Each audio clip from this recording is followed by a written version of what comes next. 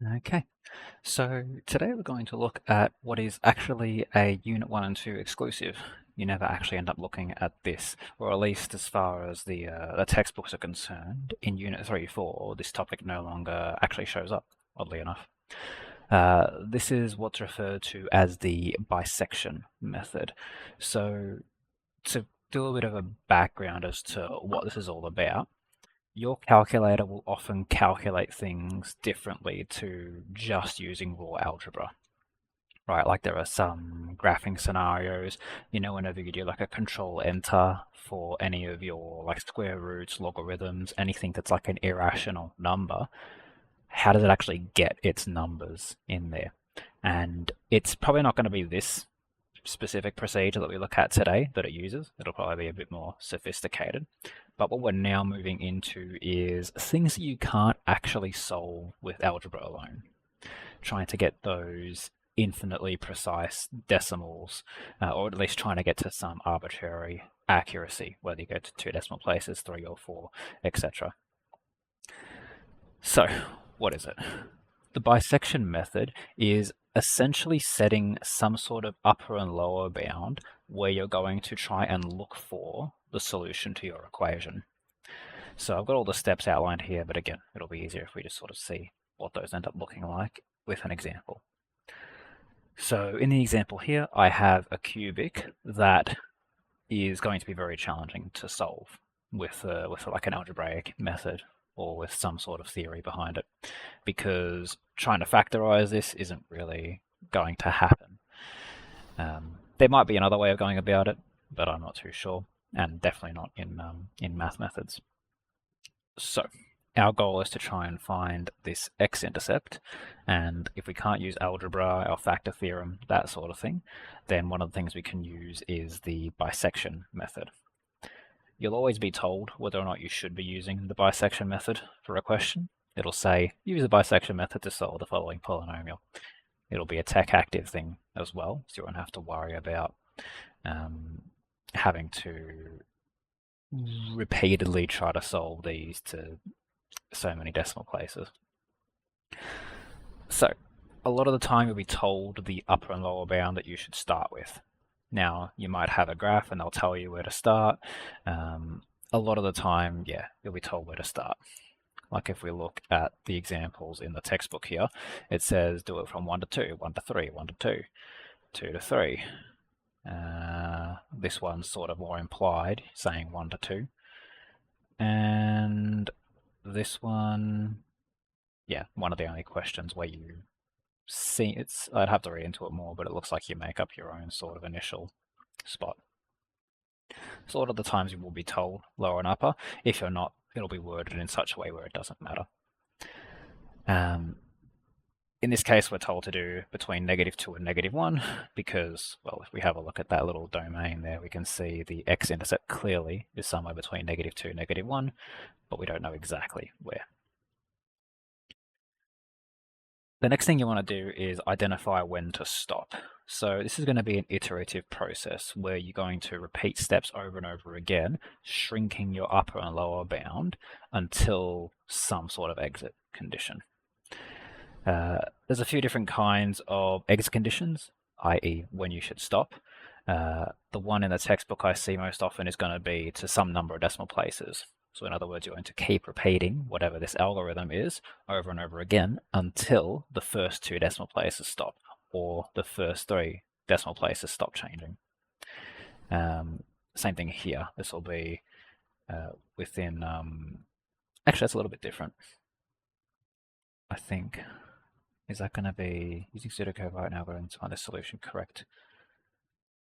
Yeah, that's a slightly different worded version of that. You're only allowed to be out by 001 for your number compared to the actual result. 2 decimal places, and this is just showing the first 3 passes.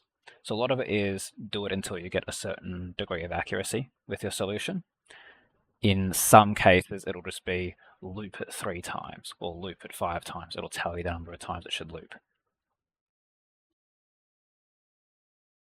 As for how it actually works, the first thing you do after you know when to start and when to stop, is to find the midpoint of your interval. What we're essentially going to be doing is starting with some lower and upper bound, and then repeatedly halving it down and down and down until the width shrinks to a point where we're happy with our result. So we start by finding the midpoint.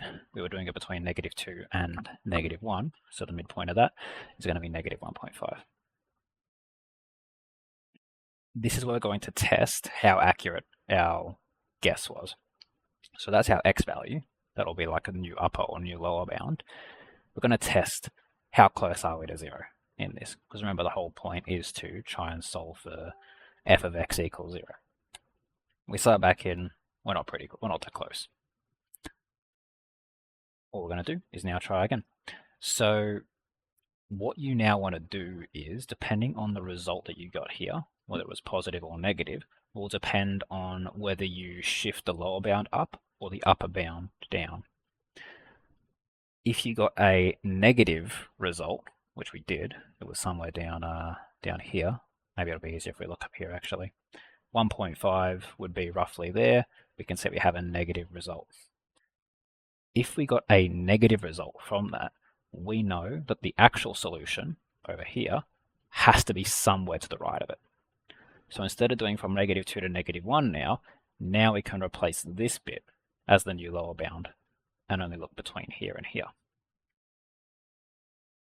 That's the idea. So in this case, the new lower bound is now going to be that -1.5 rather than being the -2. This is our new boundary. We do it again. So we find our midpoint, midpoint -1.25. Now we test that one. Oh, that's roughly -0.2. We're getting a bit closer to the 0. If we have a look at where that would be on the graph, -1.25 would be like roughly there. Again, negative, which means our real solution should be to the right. This bit here is now going to be our new lower bound. And sure enough, that's what we get. New lower, new upper. Once again, find the midpoint. Where is it? Here we go. Shrinking it once more, -1.125. Test it. We went positive this time, because -1.125 would be roughly there or so. Because we're positive, we know we need to move left. So instead of having our upper bound at -1 like we did before, it's now going to shrink down to -1.125. You're just going to rinse and repeat this over and over and over again until you reach whatever your exit condition is, which in this case was we wanted to have the width of our upper and lower bound to be less than, what was it? What did this one have for the question? This one here. So as long as the width between the upper and lower bound was less than 0.1, which if we do that calculation, it is, that number is less than 0.1, then we're going to exit with that last guess that we had, which was here. If you do this midpoint, that would be the guess for your X solution. That's the idea so far. You start with some initial upper and lower bound, you find the midpoint and then test. Was that our x-intercept? No? Okay. Move it left or move it right, depending on where you know it should be, left or right, based on if it was negative or positive solution. That's the whole algorithm in a nutshell. Is there anything in there that needs more clarification?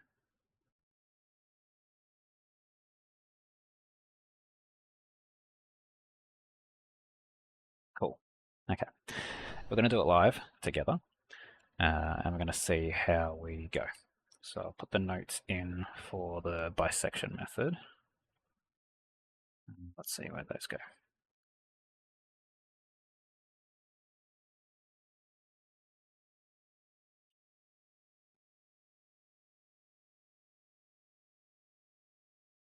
Yep. All right, those will be coming in the chat soon enough. It'll be more or less following steps 1 through 6 that we're going to go through live together. So grab a copy of that, or maybe I'll even just do a screenshot of this specifically if you just want to watch or read the notes there. And yeah, these are all CAS related, so we're just going to go through it on the CAS. So while you guys have a little read, I'm going to start by defining the function. We're always applying the bisection method to a specific function, so that's going to be the first step. In this case, x cubed minus x minus 1, and our initial boundary is from 1 to 2. I even typed that syntax error. Anyway, so, and we're trying to get our x coordinate that we end up with correct to 2 decimal places. So essentially we're going to keep doing this over and over again until our midpoints stop changing past the first 2 decimal places. How shall we start?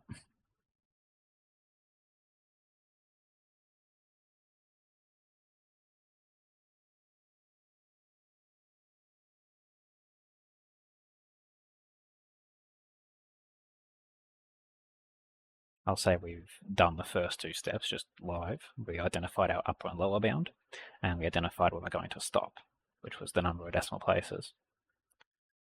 Step 3, what's involved there?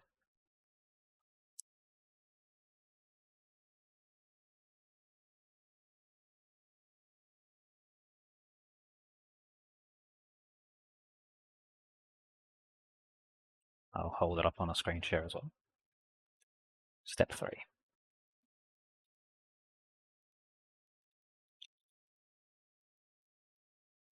Finding the midpoint. Yeah, finding the midpoint. So what's the midpoint going to be for our interval, which is from 1 to 2? 1.5. 1.5 is correct. Yeah. Nice. All right. Step 4. Find f of m, where m was that midpoint. Not too much to be said there. Literally just subbing in the value we just found. Nice and easy, step 4. Step 5.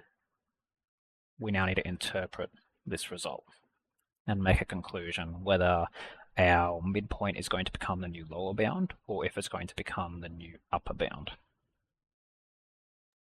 It's going to become the new upper bound Why is that? because it's greater than 0. That's right, yeah. So, in fact, it could even be worth getting a picture of this as well while we do it. So I can plot our little h of x, or just h of x, no pluses involved there. And from there, we can even start messing around with the relations there. So we were going to do it between, or we started with it between x equals 1 and x equals 2. So let's get both of those going. Go 0 to 3. There we go. And the one we just tested was 1.5. Oops, x equals 1.5. And so because we got a positive result, we know the actual solution should be left with that. So that's why we don't need this upper bound anymore. We can now use that upper bound. We've effectively shrunk the interval. Nice. Okay, and now we're just going to rinse repeat over and over again. So repeating steps 3 to 5, where 3 was find the midpoint, 4 was test the midpoint, and then 5 was interpret. We're going to repeat that over and over again. So what are we going to do now?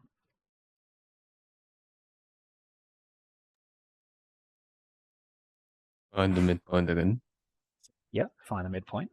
So now we've got to change things up a little bit as far as what numbers we're using. So we're now doing the midpoint of this interval.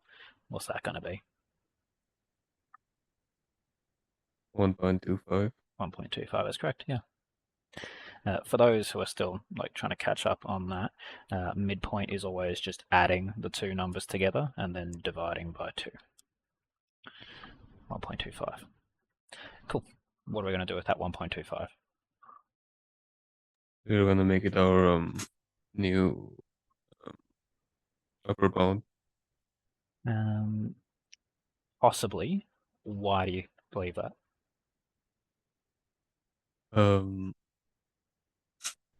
it's because it's greater than 0. Ah, okay. So you've skipped one quick step there, which was we don't look at this to interpret, we look at Oh f yeah, of that. sorry. Yeah, no, you're good. It's an easy thing to mess up. And then, yeah, now you're looking at this, it's now a negative number, so what should therefore be true? It's the new lower bound. New lower bound, that's it. So basically we're taking this x equals 1, we're doing our x equals 1.25, and we can see it's definitely going to be right of that black line, new lower. Nice. Let's start shrinking this now. So let's go 1.2, and what was the other one? I guess 1.7 will do. Starting to zoom in on that over and over. Yeah, we'll do one more loop of this, and then I'll just sort of speed through the rest of them. What's the next step?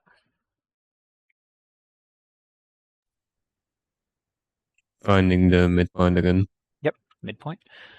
Using these numbers, so 1.25, 1.5.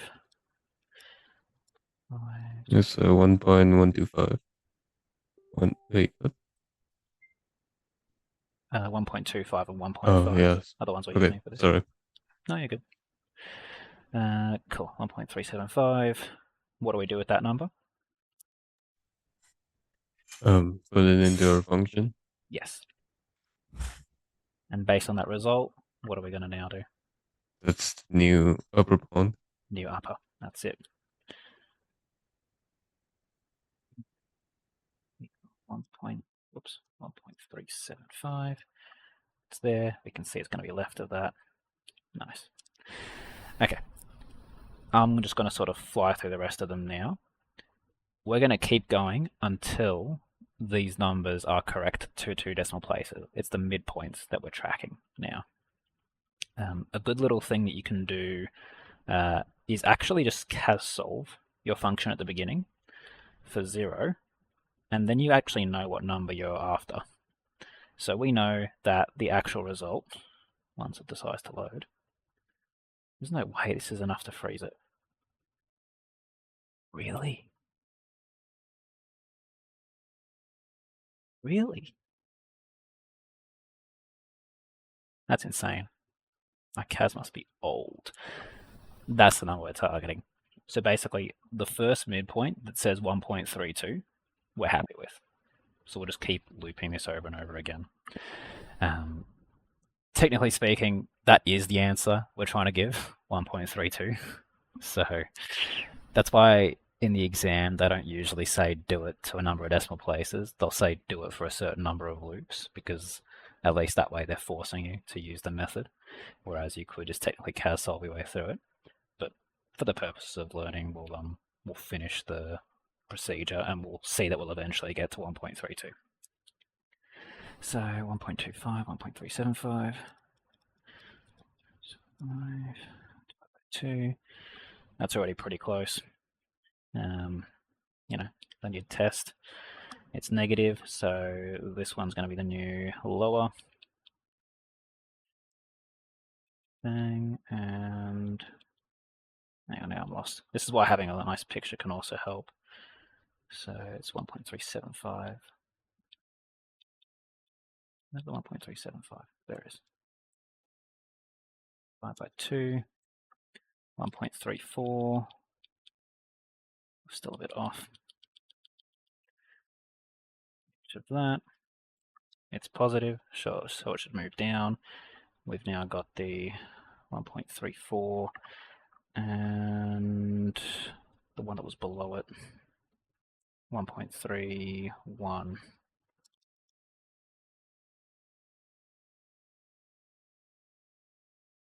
And that's good enough, I think. 1.32. 1.3. We're targeting 1.32, aren't we? Yes. So even though this one does round up to 1.3, 1.33 rather, you do end up actually ending here if you were to have to count the number of iterations. This is where you would end it. and count the number of iterations from here. It's a bit of a weirder one where you exit it as soon as you hit that, even though the other digits would technically round it up. That's it in a nutshell.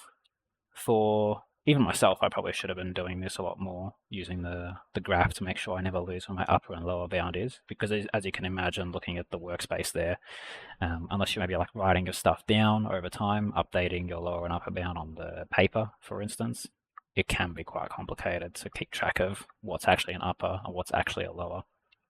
So for those who weren't too familiar with how you draw those vertical lines, menu 3 for graph entry edit, and you can split between whether you want to do a function or a relation. Vertical lines are considered relations. What you're used to is the function menu, which is that. That's literally it for all of these questions. You do it until you hit some exit condition, whether it's number of decimal places, whether it's an accuracy of your solution, right, close enough to 0, or whether it's just do a number of loops for it. Since that is the entirety of the new stuff in the lesson, if we want to go through more questions of this, let me know. On the agenda is also to start looking at the chapter review as well, as soon as we are comfortable enough with this. Does anyone need to see any more versions of going through this? Or is it all fair enough? Because if so, we'll move on to the chapter review stuff, probably the extended response section, since that's the part that typically matters the most.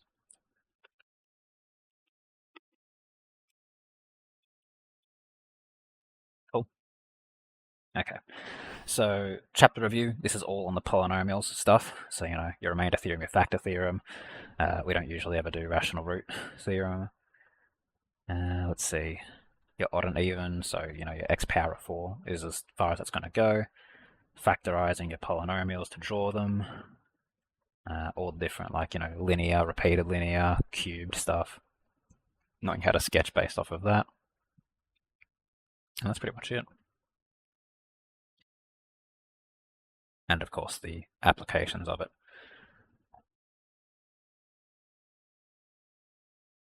How far did we get last time?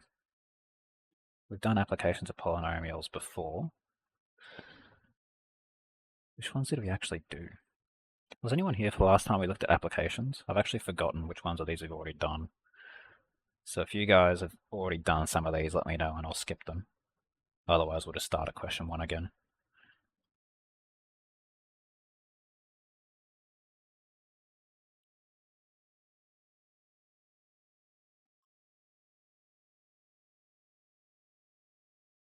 Cool. I guess we're doing question 1. Okay. We're told the generic equation for the volume of the cylinder, and we're told some supporting information there, that h plus r is going to be equal to 6, where h is going to be the height, r is going to be the radius. From that information, we're told to figure out what v of r, so the volume equation is, but we want to make it purely in terms of r. So who remembers how to do that?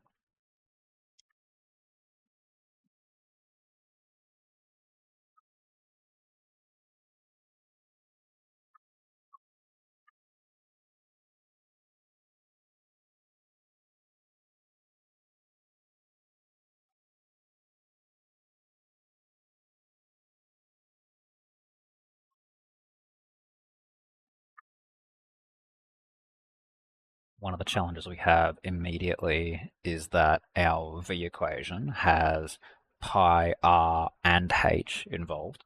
Pi doesn't really count as a letter. That is, in fact, still a number.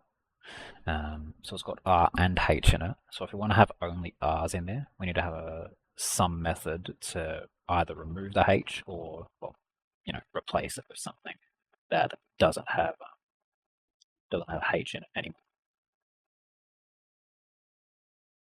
Any thoughts on how you do that? What we usually do. You can make h the subject in the second equation. Exactly right. Yeah. H equals 6 minus r. And that leads us to do what with the v equation? You can sub the h value in. That's it. Yeah. v equals pi r squared h, where h is 6 minus r.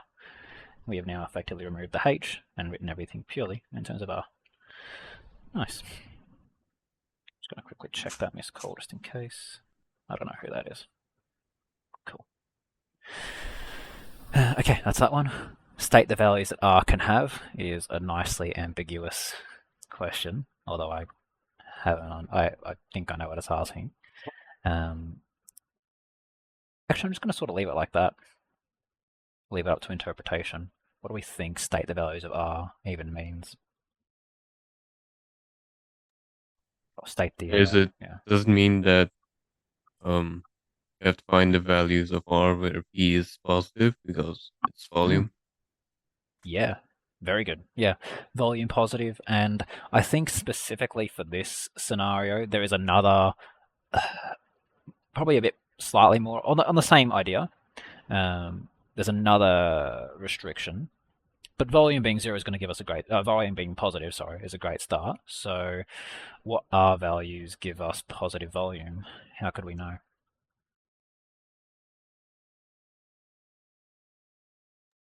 We can find the x-intercepts. Yeah, we can find the x-intercepts. This is Kaz, so let's just Kaz it. Let's define it first, maybe. Define that is not h of x. That's what I get for looking at the screen while I type on a calculator on a different level of my eyesight. I x squared. I shouldn't need to put a multiplier there, but I'm paranoid. 6 minus x. 1 h of x equals 0. I don't know why I put brackets around it. Cool. Those are our x-intercepts. We probably should have been able to find that relatively quickly because it's in its factorized form. Right, this one is x equals 0, and this one would get you the x equals 6. But yeah, that does help us. How do we now interpret that to figure out where volume is positive?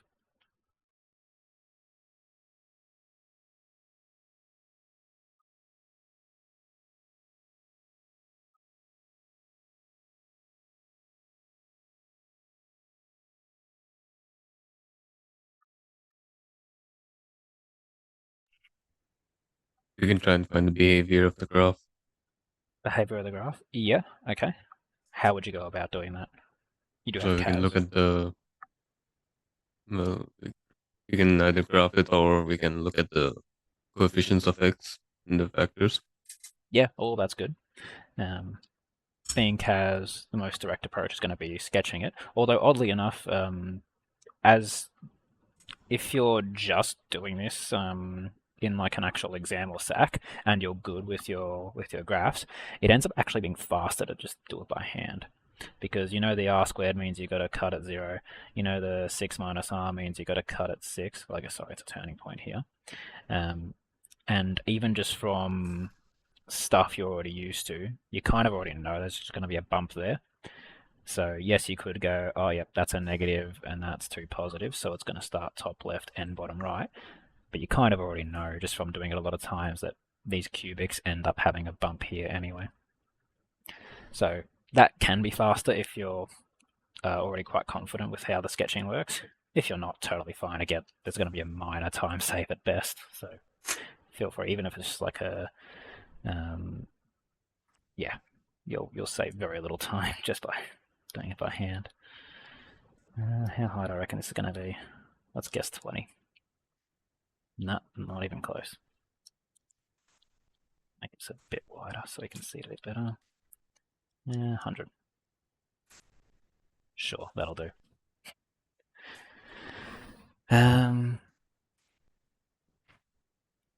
Okay, so based on that, we're still trying to state the values that R can have. We've now got a picture of our graph. In fact, let's extend it out a little bit more. We'll drop this down to like negative 50. That can be 150. So you said that looking for positive volume is a good start, and it is. So based on that, what R values give us positive volume?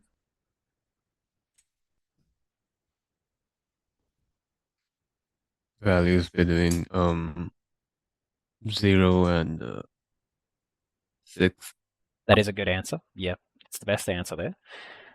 Why did you ignore the left-hand side over here? Because those are technically positive volumes as well. because radius can't be negative. Radius can't be negative as well. That's the other nuance I was slightly hinting at there, which is not only do you need volume to be positive, but you also need radius. All the real-world variables have to be positive. And so, yeah, all it ends up boiling down to is you always just look between the hump, which is therefore going to be between the two x-intercepts, 0 and whatever your upper bound is going to end up being. So, answer to this, any element between 0 and 6. Do we do inclusive or non-inclusive? Tough question. Is it going to be non-inclusive? Yeah. By default, you should assume that volume equals 0 is not valid. I personally find that ambiguous, but every instance of a VCAR exam will always have a little statement in there, V greater than 0. They specifically say in the actual exam because of that ambiguity. The textbook decided apparently they didn't care enough to make it obvious. So yes, your default assumption should be non-inclusive because you should not include volume 0. So good one. Everything else should be fairly chill for C and D. E is going to be the harder one, but maybe we'll just speed through C and D just to make sure we've got it. So C, find V of 3. Anyone want to take a stab at guessing how we do that?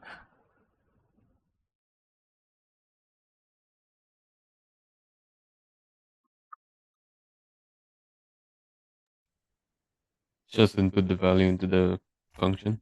Yeah, nice and easy. Just to follow up there, would you give the decimal or the exact?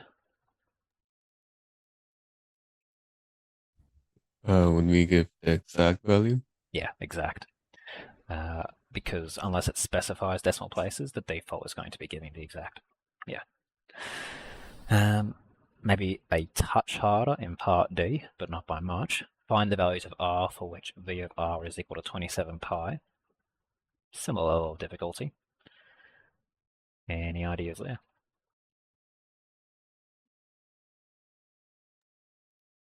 You can do h of x equals to 27 pi. Yeah. We basically just chucking it into a CAS solve because we have CAS. You can already see one of our values, oddly enough. So we know R equals 3 is going to be at least one of them. I guess we'll find out what the other one is.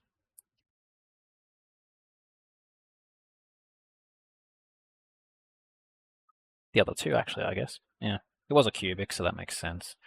Because if we have a look at where 27 pi is, we'll see it cuts 3 times. I'm assuming that's x equals 3, and that's going to be the 2 roots either side of it. So, okay, yeah, that makes sense. That means the other two solutions. No, I guess you would give all 3 in this case, actually. This is find the values of R, not all other values of R. So yeah, you'd give all of those. And then using the CAS, find the maximum possible volume of the cylinder. A couple of ways you could go about this.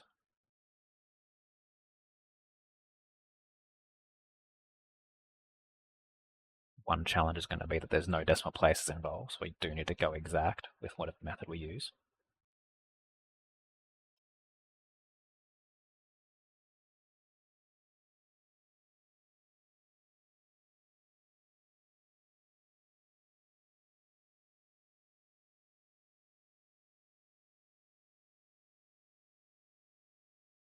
Maximum possible volume. Can we use calculus here, or do we have to? Yeah, we can. If you know your calculus, feel free to give that a shot, and we'll explore that a bit. How are we going to use calculus for this? We can find the derivative and find the x-intercept.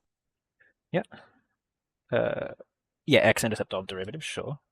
Yeah, because it's d dx equals 0. Nice. I've kind of done this in a bit of a bad order, so let's just fix that up. So we're trying to find where is derivative of function equals 0. Um, Basically, what he's done there is derivative being zero.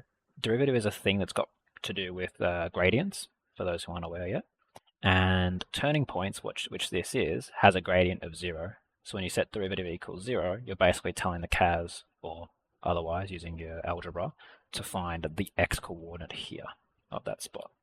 So that's what this solution's done. In fact, it's found two of them because you have a turning point here, but you also have a turning point down here.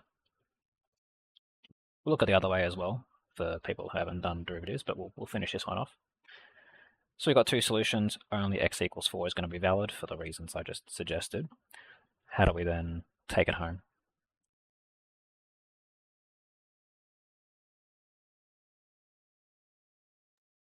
But my audio cut Oh, out. Can you I, repeat that? I can hear you now. So we've got our two solutions, of which the x equals 4, or I guess the r equals 4, is the only valid one.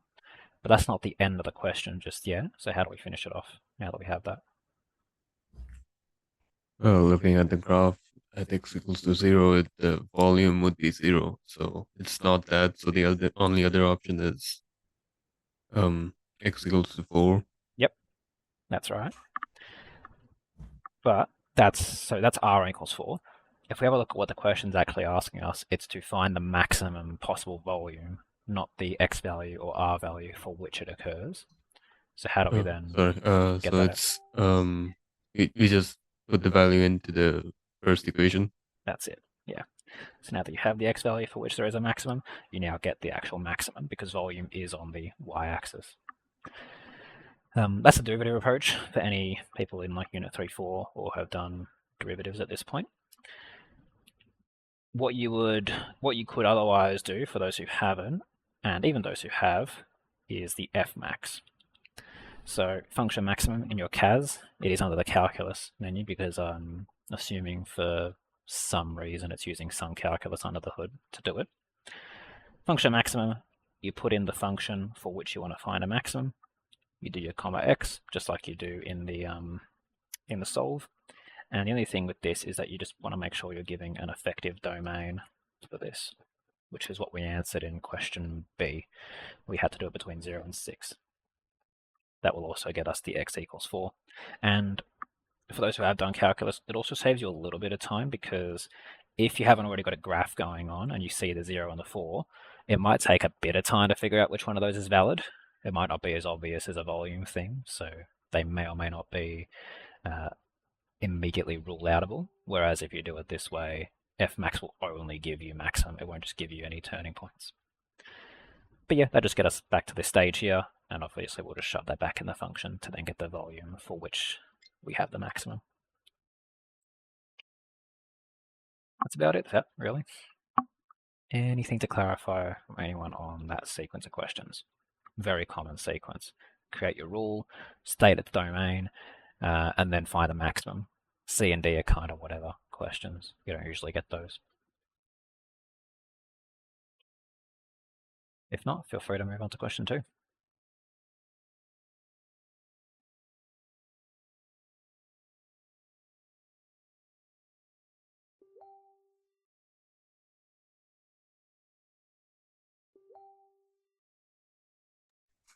Can we look at an algebraic question? Look at an I algebra. yeah. I had a bit of trouble with the question earlier today. Mm-hmm. Do you know where it was from, actually? I could even pull up the exact one if you want. No, it was in physics, Oh, it was in but physics. yeah, I like couldn't like do it. I mean, even if it's physics, Uh, it'll have some, as long as it's letters and numbers, it'll be the same idea.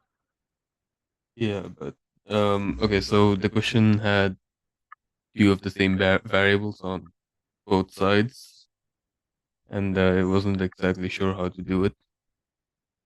Had two of the same variables on both Yeah. sides. Um, you give me you give me a minute. I'll just try and find the question.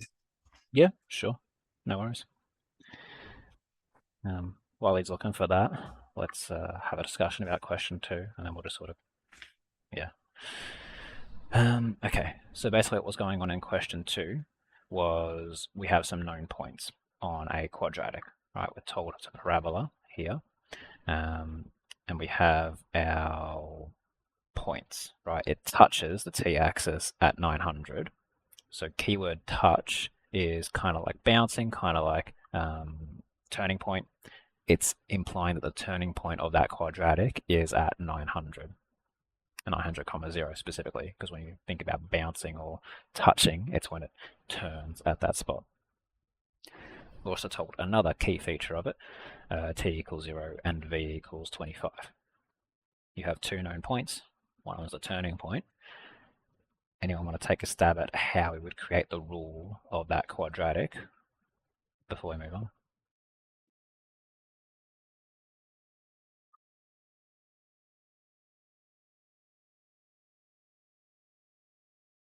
Or even how we would start? Because remember, one of the key things is identifying, because there's so many ways to draw quadratics or write quadratics, using the right rule type, whether it's like the expanded form, the factorized form, the completed square form. Does anyone know where you would start in that regard, based on the information we have?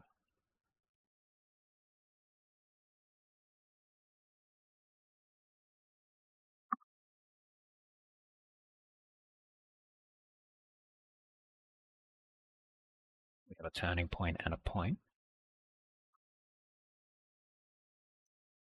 So the way you would end up starting that one would be with the turning point form. F of x, a, x take h, all squared plus k. Because the turning point is one of our key features, using the turning point form specifically allows us to solve the h and k immediately. A, x minus 900, since 900 was the x coordinate, and k is 0 because it was touching the x-axis. From there, you sub in the other point, 0 and 25. This was Kaz, but why not? Let's just sub it in. F of 0 equals 25, and that means you've got, okay, I don't really want to do 900 squared. Let me just cheat that one out. 900 squared, and shove that over the 25. You're going to end up with 1 on 32400 is equal to A. You solved your A, you solved your H, and the K was 0. That's pretty much it. Any questions about that? How about yourself, Nihal? Did you find your question? Yeah. Easy. Okay, so the question is, okay, so I've simplified this as much as I could. So it's 2090 brackets, 2090. Yeah.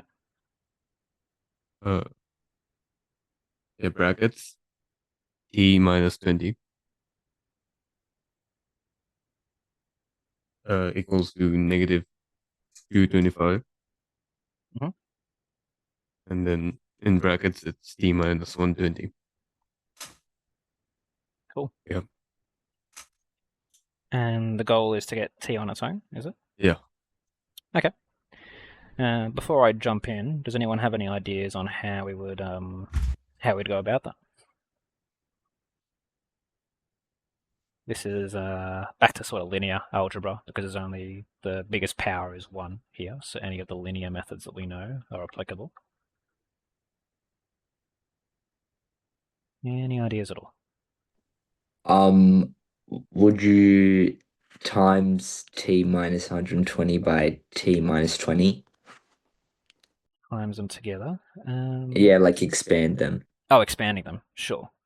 So you expand this and you expand that way? Yeah.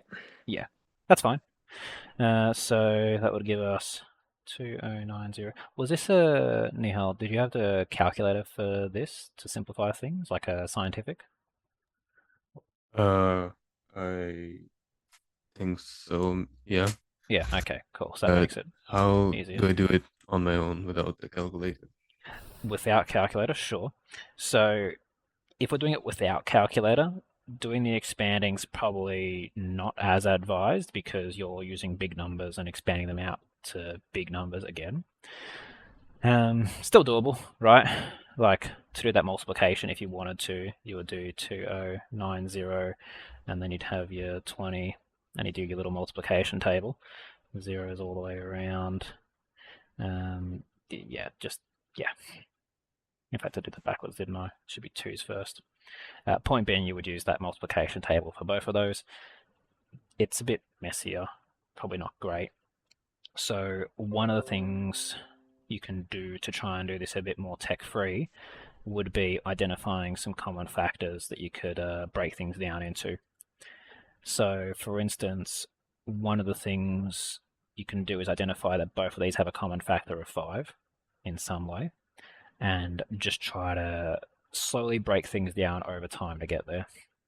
So you could have your 2090 divided by this negative 225, t minus 20, and t minus 120.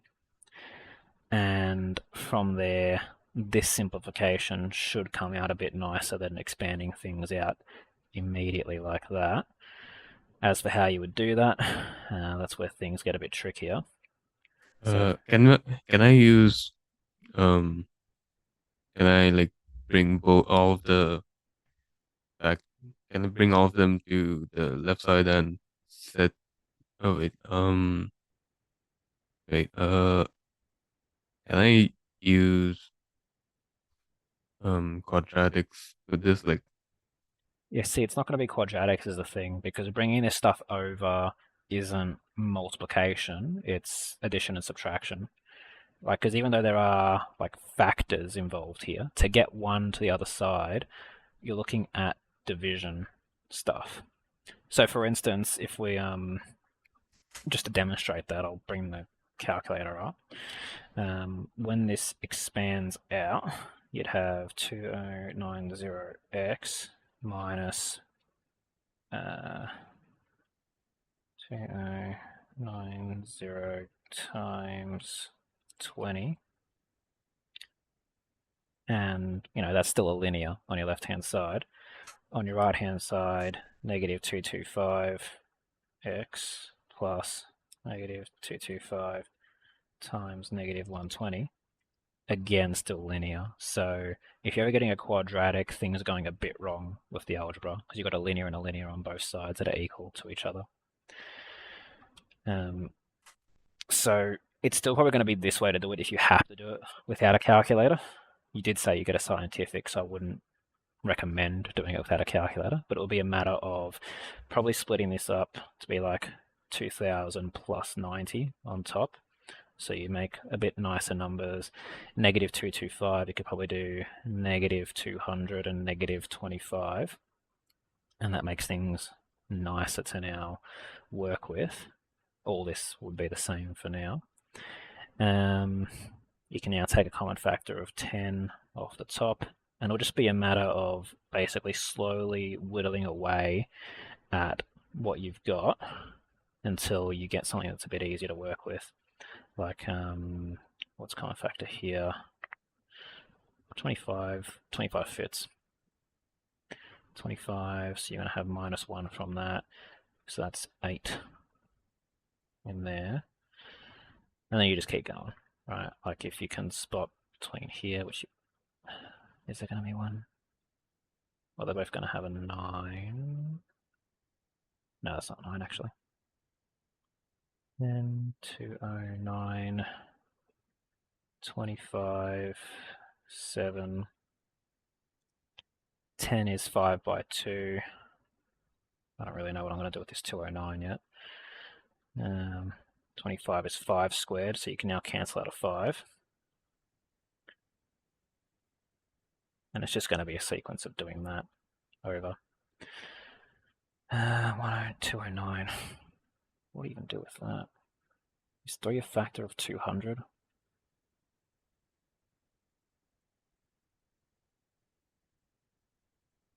Wait, not. No.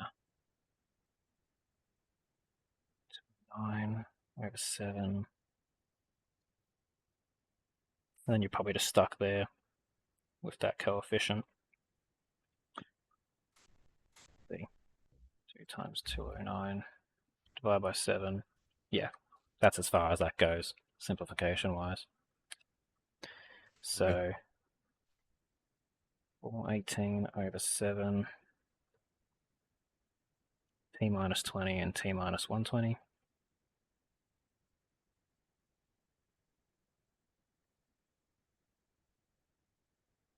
Not looking any better, is it? Yeah, I would basically have assumed that this one is going to be exclusively using a calculator. I don't see why you would have to do this by hand. Okay. Thanks. 15 times 20. And, going back to your multiplication tables and such. It's doable, but it would be, you can see how much of a grind it is to go through it. But definitely worth discussing because these kinds of questions do show up in a tech free in the exponential stuff when you do your index laws. Like, I'm going to see if I have an example. I know it's in one of the exams. That sort of method I was discussing there, normally you can get it to a nicer number in like a methods exam because it's written to be actually achievable in that way. It's this idea that I was discussing there, which is splitting things up to easier numbers, breaking them down into their prime factors, so as small as you can. For instance, your 25 is just your 5 squared. Breaking it down into that, cancelling out common factors, and that's your whole simplification process. It does show up in methods. I'm going to do a brief look for an example, and if I can't find it, I'll leave it, but where would it be? One of the tech frees. So I'll start looking.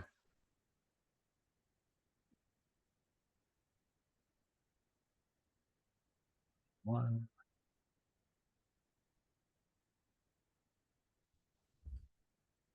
Isn't this actually? Nah, it's a bit simpler. 22.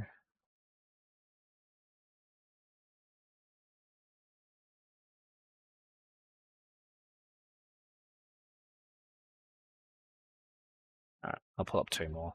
If not, we'll move on.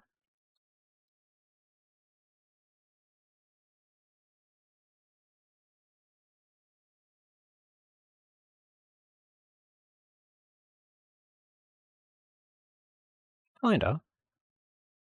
This isn't really what I was discussing, but it's a similar idea where once you start going through probability, you'll have to handle these sorts of arithmetics. I won't explain how you get from there to there, but basically it's this idea of expanding out all the factors, well, breaking it down into the factors and then cancelling things down where you see them. So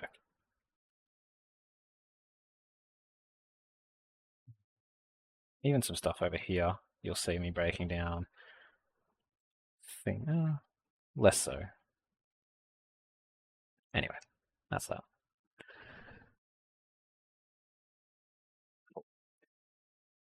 Okay, after that algebra, back to this question that we had. So what we had done last was we identified that we had a turning point at x equals 900. So we were able to use our turning point form for our rule. And the only other thing there was the final point that we had to sub in to get it. So we started with our a bracket x take h all squared plus k, shoved in our h and k of 900 and 0 respectively, and then subbing in our final point to get the a term that was left over. That gets us our rule, which I'll put in the CAS momentarily. As for part B, if S meters is the distance that a taxi can travel before running out of electrical energy, write down a rule connecting S and T. That's nasty. So, bit of background on this one. The graph and rule that we just created was a velocity graph. Meters per second. It's like a speed thing. If S is now meters, we're talking about distances. We now want to essentially convert our velocity, our speed graph and rule into a distance graph and rule. So this one we haven't discussed, I think, at all, actually. Maybe we did in linear a while back. Does anyone remember the relationship between velocity, distance, time, all that stuff? I know Nihao probably does because it's basically fundamental to physics. You're doing your straight line motion, I think it's called. Or is it constant? Yeah, no, it's just straight line motion. Anyway. We do all know this equation as well, by the way. The hint is that meters per second is a unit. So if you think about meters per second, literally means meters divided by seconds. So if your velocity, v, is equal to meters per second, basically what you have is velocity, speed, is equal to your distance, meters, over time, seconds. Now they're using s for distance, which is more common in physics than anything else, but apparently we're borrowing from that. So, knowing that velocity is the distance divided by time, meters per second, and also knowing that our velocity is this equation, velocity is, where is it? 32400.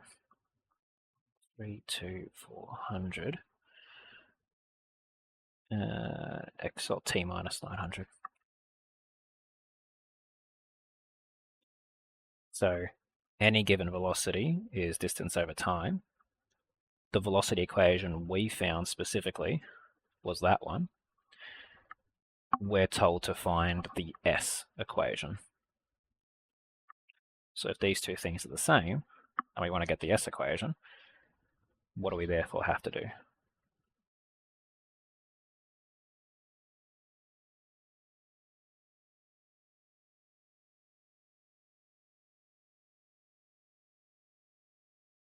Shows up rarely, but enough times that it's worth discussing.